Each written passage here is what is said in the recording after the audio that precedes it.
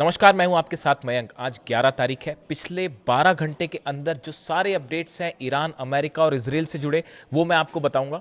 लेकिन इस वीडियो की शुरुआत में एक ऐसे मुद्दे से करना चाह रहा हूं जिसको अगर आप इंटरनेशनल मीडिया की बात करें या इंटरनेशनल एक्सपर्ट्स जो हैं वो एक बेहद गंभीर खतरा बता रहे हैं।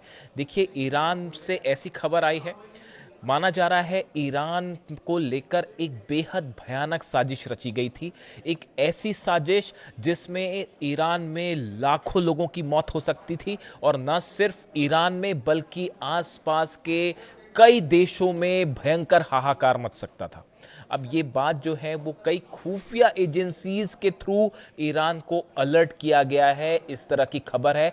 खास तौर पर रूस की एजेंसी केजीबी की तरफ से, और ईरान को जो है वो चीन ने भी अलर्ट किया है। यानी रूस भी अलर्ट कर रहा है, चीन भी अलर्ट कर रहा है। और आखिर ये चेतावनी क्या है, आप देखें।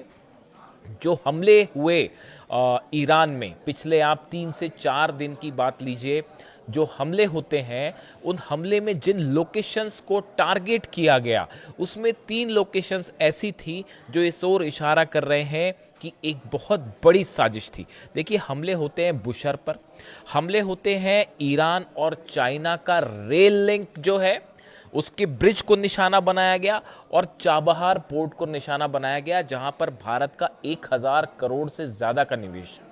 अब ये 3 लोकेशंस में सबसे अहम बात है ईरान का न्यूक्लियर सेंटर बुशर। देखिए, बुशर का जो प्लांट है वो रूस की मदद से चलता है, वहां रूस के साइंटिस्ट मौजूद हैं। अब सवाल यह है कि आखिर बुशर के ऊपर टॉमहॉक मिसाइल्स क्यों दागी गई, या बुशर प्लांट पर फाइटर जेट्स ने हमला क्यों किया। देखिए, नतान्स, फोर्दो और इस्फहान, ये जो ईरान के तीनों न्यूक्लियर सेंटर्स हैं, यहां पर यूरेनियम एनरिचमेंट का काम होता था, और इनको पहले से ही निशाना बनाया जा चुका है बंकर बस्टर बॉम्ब से। और यहां पर जो है बड़ी मात्रा में मलबा जमा है, और अगर यूरेनियम है तो वो दफन है नीचे। ऐसे में ये तीनों के ऊपर अगर हमला होता भी है तो यहां से रेडिएशन का खतरा नहीं है। लेकिन बुशहर ईरान का वो न्यूक्लियर प्लांट है जो एक्टिव मोड में है, और यहां से बिजली पैदा की जाती है। और अगर इस पर किसी इसके कोर एरिया को अगर हिट हो जाता है, ये अगर सेंट्रीफ्यूजेस यहां पर हिट हो जाते हैं, तो इसका मतलब होगा चेरनोबिल की तरह हादसा जो कि रूस में देखा गया था, और उस समय जो रेडिएशन फैला वो यूरोप तक पहुंचा था, और भयानक परमाणु हादसा हुआ था। बिल्कुल चेरनोबिल की तरह क्या कोई हादसा करवाने की कोशिश थी बुशर में? देखिए, इसको लेकर कई अलर्ट्स पहुंच गए हैं ऑलरेडी ईरान के पास। जो खुफिया सर्कल है या जो डिफेंस एक्सपर्ट्स हैं, उनके बीच में इस तरह की चर्चा है। देखिए, ये जो बुशर पर हमले हुए, ये बेहद रहस्यमय हमले थे। जो अटैक बुशर पर हुआ, ये बुशर का जो कोर एरिया है, उस कोर एरिया के बिल्कुल करीब मिसाइल्स गिरी हैं जो अमेरिका ने दागी। अभी ये भी बड़ा सवाल है कि क्या ये मिसाइल अमेरिका ही नहीं दागी। मैं ऐसा बात क्यों कह रहा हूं वो बताऊंगा आपको।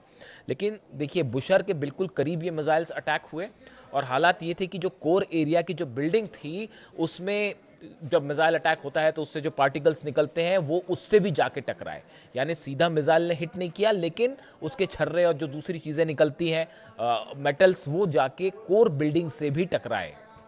जिसके बाद बताया जाता है कि रूस और ईरान की खुफिया एजेंसीज के बीच में एक बड़ी बैठक हुई है, जिसमें इस बात का एनालिसिस किया गया कि आखिर बुशर को निशाना क्यों बनाया गया। क्या इस तरह की कोई साजिश थी कि ईरान को झुकाने का कोई रास्ता नहीं है, तो बुशर के ऊपर अटैक किया जाए और यहां पर एक बड़ा धमाका हो, हादसा हो और रेडिएशन फैल जाए? क्या ये साजिश थी? देखिए, इससे इनकार भी नहीं किया जा सकता। ये एक ऐसी बात है जिसको लेकर अब संदेह खड़ा हो गया। देखिए, इसके पहले जो हमले हुए, बुशर में ज्यादा हमले नहीं हुए थे। जो हमले हुए न्यूक्लियर साइट्स पर, इस्फहान पर हुए, नतान्स पे हुए, फोर्दो पे हुए, लेकिन बुशर को निशाना नहीं बनाया गया। और बुशर पर जब हमले हुए भी तो वो कोर एरिया के आसपास थोड़ी दूरी पर हुए, उसके इतने करीब कभी हमले नहीं हुए। रूस ने अपने कई साइंटिस्ट को वहां से हटा दिया, लेकिन अभी भी मौजूद है वहां साइंटिस्ट। इतने करीब पहले कभी हमला नहीं था। बुशर पर हमले का मतलब बेहद भयानक रेडिएशन और भयानक हादसा, एक झटके में लाखों लोगों की मौत हो सकती थी। ऐसे में बताया जा रहा है एक बड़ी बैठक हुई है खुफिया एजेंसीज जिसमें रशिया की शामिल थी, ईरान की एजेंसीज अधिकारी शामिल थे और चीन के अधिकारियों से भी इस बारे में चर्चा की गई है कि आखिर बुशहर पर निशाना क्यों साधा गया। दूसरी बात, आप बड़े गौर की बात सुनिए। देखिए, 2 हमले जो शुरुआती हमले हुए, अमेरिका ने क्लेम किया साहब हमने हमले किए, 80 ठिकानों पर हमले हुए। दूसरे दिन 190 ठिकानों पर अमेरिका की तरफ से हमले हुए। हालांकि इसको लेकर भी नए इनपुट्स आने शुरू हो गए कि इन हमलों में क्या इजराइल के फाइटर जेट्स भी शामिल थे, क्या इन हमलों में अरब देश के भी कोई फाइटर जेट शामिल थे। इस तरह के तमाम सवाल उठ रहे हैं। देखिए, हालात ये है कि जो तीसरा हमला हुआ, आपने देखा कल जो सुबह सुबह जिस तरह की खबरें आई कि कई धमाके हो रहे हैं ईरान में, और सेंटकॉम की तरफ से कहा गया कि साहब हमने ये हमले नहीं किए। तो अब हमले अपने आप तो हो नहीं गए होंगे। हमले का नेचर एयर स्ट्राइक की तरह था, ये कोई आईडी लगा के धमाके नहीं हुए थे। ईरान में लगातार तीसरे दिन भी धमाके हुए और ये धमाकों को अमेरिका ने क्लेम नहीं किया। ऐसे में बड़ा सवाल ये उठ रहा है कि क्या नेतन्याहू की कोई प्लानिंग है इन धमाकों के पीछे? क्या मिसाइल्स इजराइल की तरफ से भी फायर की गई, खासतौर पर फाइटर जेट से F-35 F-16 का इस्तेमाल किया गया जो इजरायली जेट्स थे, और उसको इस तरह से दिखाया गया कि ये हमले अमेरिका ने किए। ऐसी खबरें कुछ अरब देशों को लेकर भी हैं कि कुछ इस तरह की खबरें हैं कि कुछ अरब देशों से भी फाइटर जेट्स ने टेक ऑफ किया है और ईरान पे हमलों में कुछ अरब देश भी शामिल हो सकते हैं। आने वाले दिनों में इसका खुलासा होगा। देखिए, ऐसे में जब नेतन्याहू अगर इस तरह के किसी हमले में शामिल हैं, अगर हैं, मैं कंफर्म नहीं कर रहा, अगर हैं, ऐसे अंदेशे उठाए जा रहे हैं, ऐसे सवाल, तो क्या कहीं ऐसा तो नहीं कि ईरान के किसी न्यूक्लियर साइट को निशाना बना के एक बड़ी हादसे की प्लानिंग थी? ये बुशहर पर हमले क्या कह रहे हैं? चीन और ईरान की रेलवे लाइन पर हमला क्यों हुआ? जो लाइन आगे चल के चीन तक सप्लाई होती है, सामान सप्लाई हो रहा था, उसमें ऑयल भी जाने शुरू हो गया था और शायद इस तरह का इनपुट था कि वेपन्स भी हो सकता है सप्लाई किए जा रहे हैं इस रेलवे लाइन के थ्रू। इस तरह के सवाल उठते हैं तमाम।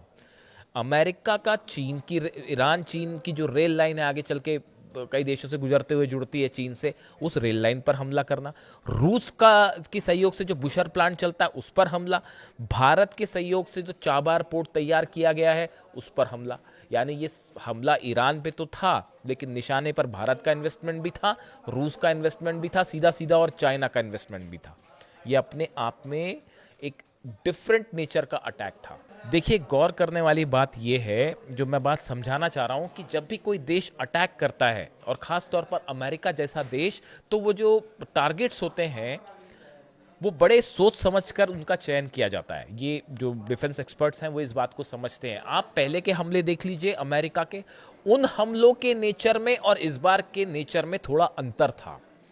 चाइना वाला रेल लाइन का नुकसान, बुशहर पर हमले, चाबार पर हमले, ये डिफरेंट नेचर के हमले थे जो इस ओर भी इशारा करते हैं क्या भले अमेरिका का नाम दिया गया और हमले इजराइल की तरफ से किए गए।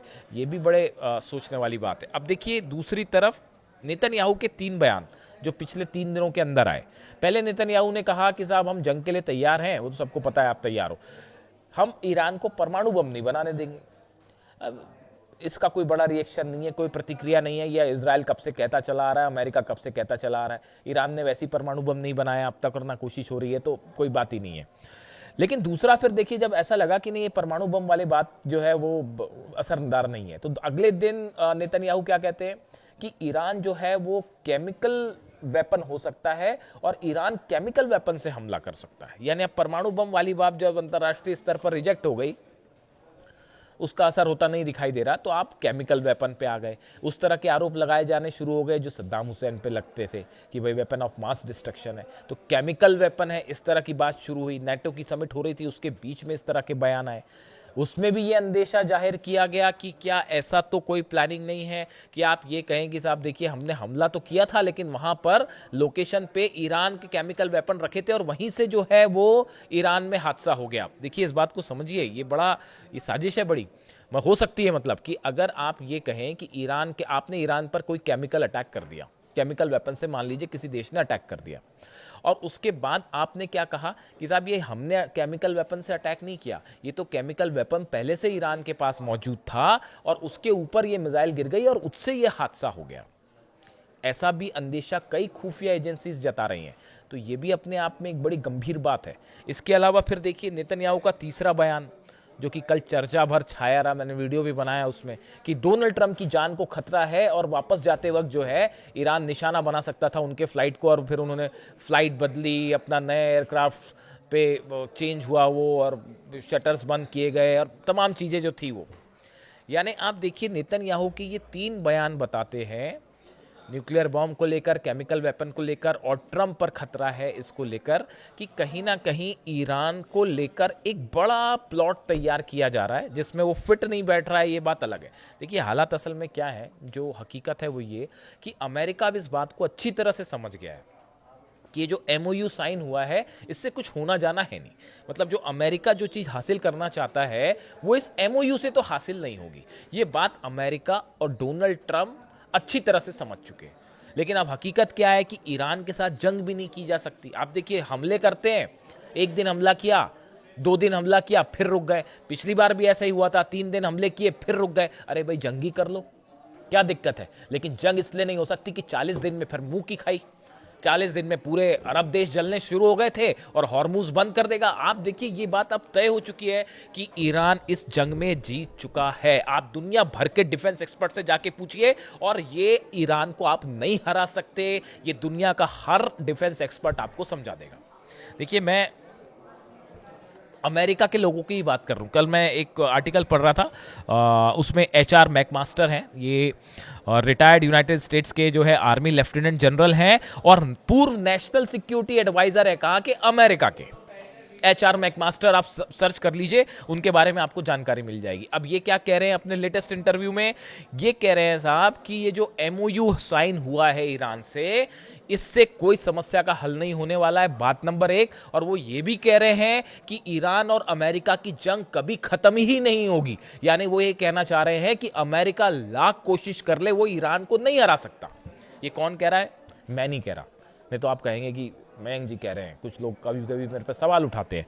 अब ये HR मैकमास्टर है, ये कौन है फिर से रिपीट कर दूं मैं, retired United states army lieutenant general है, आर्मी के लेफ्टिनेंट जनरल हैं और पूर्व NSA हैं। अमेरिका का नेशनल सिक्योरिटी एडवाइजर होने का आप पद समझ रहे हैं कि किस बड़े पद पे रह चुके हैं साहब। और ये क्या कह रहे हैं कि अमेरिका और ईरान की जंग कभी खत्म ही नहीं हो सकती। यानी कहने का मतलब है अमेरिका ईरान को हरा ही नहीं पाएगा। और वो ये भी कह रहे हैं कि MOU से कुछ नहीं होने वाला, ये वो कह रहे हैं, NSA कह रहे हैं।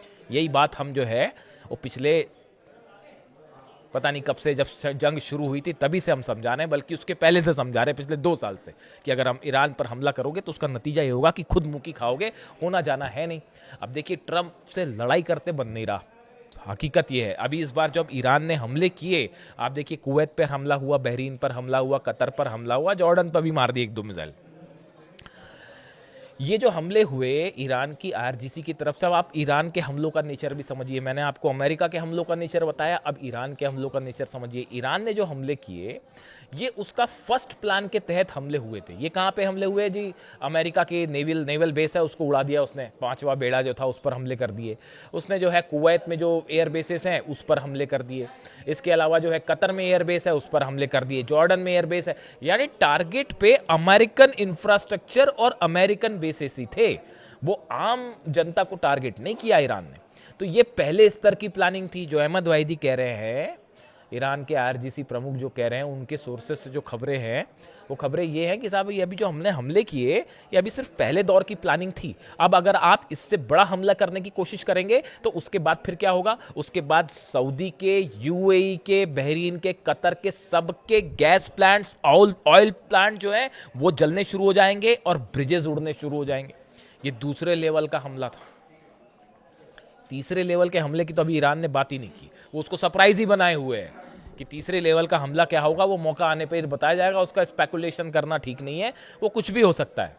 वो कोई 5 से 10 हज़ार किलोमीटर की रेंज की भी कोई मिसाइल हो सकती है और वो कोई खतरनाक हथियार भी हो सकता है, इसलिए उसके बारे में फिलहाल कुछ नहीं कहा जा सकता। तो देखिए ईरान के इसी प्लानिंग की तहत जिस तरह से ईरान ने जवाब दिया, 80 पर हमले हुए तो 85 पर ईरान ने हमले कर दिए। इन्होंने 190 हमले कर दिए। बताया जा रहा है 190 से ज़्यादा ड्रोन्स और मिसाइल्स फायर की गई हैं अरब में, अलग अलग देशों पे। ऐसे में हालात ये हैं कि अमेरिका फिलहाल इस पोजीशन में नहीं है कि लंबे समय तक ईरान के साथ जंग कर पाए। खास तौर पर हॉर्मूज में पूरा कंट्रोल ईरान का है। देखिए, लाख कोशिश कर ली अमेरिकी जहाज़ों ने नया रास्ता बनाने की, ओमान के जरिए बिना ईरान की सेना के जानकारी के जहाज़ निकालने की कोशिश की गई।